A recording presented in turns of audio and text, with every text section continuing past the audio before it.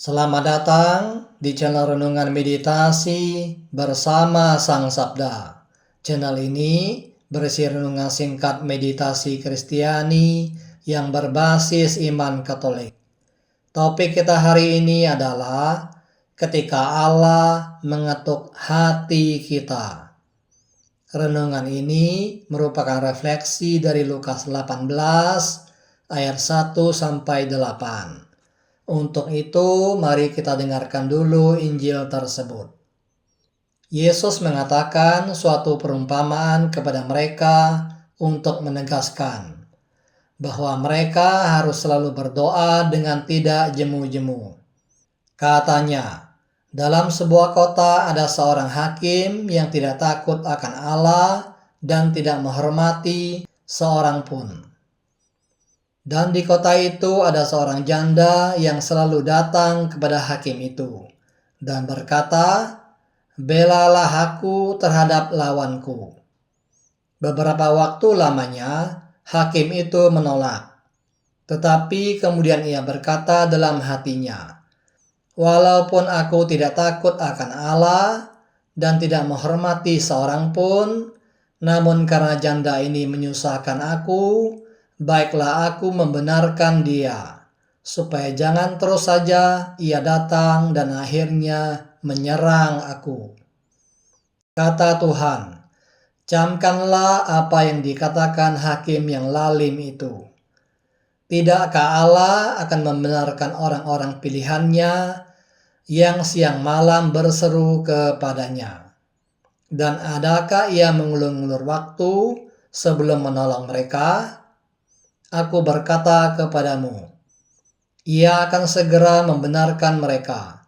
Akan tetapi, jika Anak Manusia itu datang, adakah ia mendapati iman di bumi? Demikianlah sabda Tuhan. Syukur kepada Allah. Perumpamaan dalam Injil minggu ini mengajarkan kepada kita betapa pentingnya berdoa dengan tidak jemu-jemu dan tidak mudah patah semangat. Dalam kisah ini, Yesus menceritakan tentang seorang janda yang terus-menerus datang kepada hakim yang lalim, memohon agar ia dibenarkan dalam perkaranya. Akhirnya hakim itu mengabulkan permintaan janda tersebut. Bukan karena ia adil, tetapi karena keuletan dan ketekunan janda itu. Biasanya perumpamaan ini ditafsirkan sebagai ajakan agar kita tekun berdoa. Seperti hakim yang akhirnya luluh, demikian juga Allah akan mengabulkan permohonan kita. Jika kita tidak berhenti berdoa, maka doa yang diulang-ulang seperti dalam novena atau doa pribadi kita sering dimengerti sebagai bentuk ketekunan yang berkenan di hadapan Allah. Namun, bila kita perhatikan lebih dalam, tidakkah ada sesuatu yang janggal? Apakah pantas menyamakan Allah yang penuh kasih dengan seorang hakim yang lalim, yang tidak peduli pada keadilan dan belas kasih?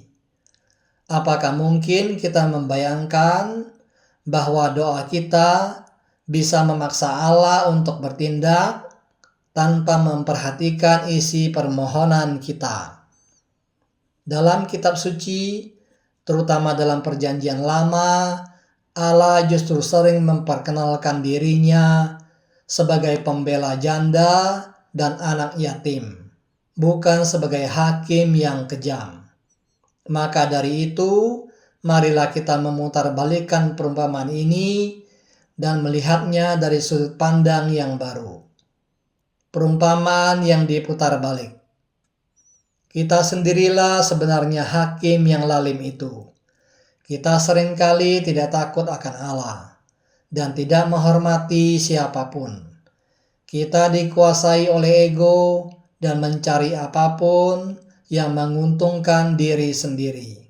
Kita keras kepala, sulit terbuka terhadap kasih dan bimbingan Allah.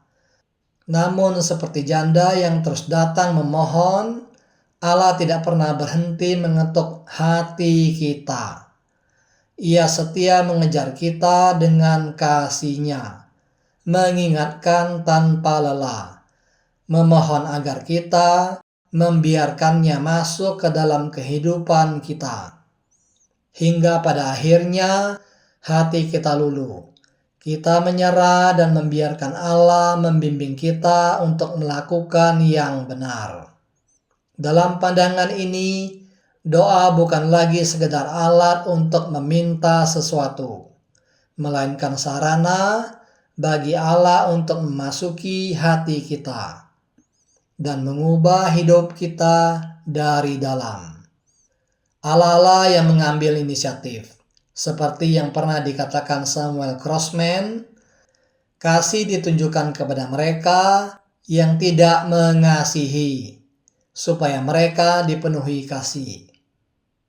Karunia yang tak terduga. Kehidupan rohani selalu dimulai dengan karunia Allah yang indah. Karunia itu sering datang dalam kemasan yang tak terduga, melalui khotbah yang menyentuh, bacaan rohani yang sederhana, atau justru kesulitan, kegagalan, penyakit, bahkan melalui seseorang yang datang meminta pertolongan kepada kita. Allah datang dengan rendah hati. Ia tahu kebenaran, namun tidak pernah memaksa kita untuk menerimanya. Ia menunggu dengan sabar, seperti janda dalam perumpamaan itu. Doa yang tidak jemu-jemu. Maka berdoa tanpa jemu-jemu bukan berarti terus-menerus meminta, melainkan terus membuka hati kepada Allah. Tidak mudah patah semangat bukan berarti kita bersikeras agar keinginan kita terpenuhi, melainkan tetap setia hadir di hadapan Allah, bahkan ketika kita tidak memahami jalannya. Inilah mengapa meditasi Kristiani menjadi bentuk doa yang sejati. Dalam meditasi, kita tidak berusaha mengubah hati Allah, tetapi membiarkan Allah mengubah hati kita. Kita belajar diam, mendengarkan, dan membiarkan kasih Allah masuk dan bekerja dalam keheningan. Dalam meditasi kita berhenti menuntut dan mulai mendengarkan kasih yang menuntun. Kesimpulan, meditasi Kristiani adalah bentuk doa yang paling murni karena kita tidak berusaha mengubah hati Allah, tetapi membiarkan Allah mengubah hati kita. Itulah mengapa doa tanpa jemu-jemu bukan sekedar tentang permintaan yang terus diulang-ulang, melainkan kesetiaan untuk hadir di hadapan Allah dengan hati yang terbuka. Sama seperti hakim yang akhirnya luluh karena kehadiran janda yang tak kenal lelah. Doa yang tanpa jemu-jemu adalah doa dari hati yang terbuka, yang tidak menuntut tetapi siap menerima, tidak mendikte tetapi mau dibimbing, tidak memaksa tetapi mempercayakan segalanya kepada kasih Allah.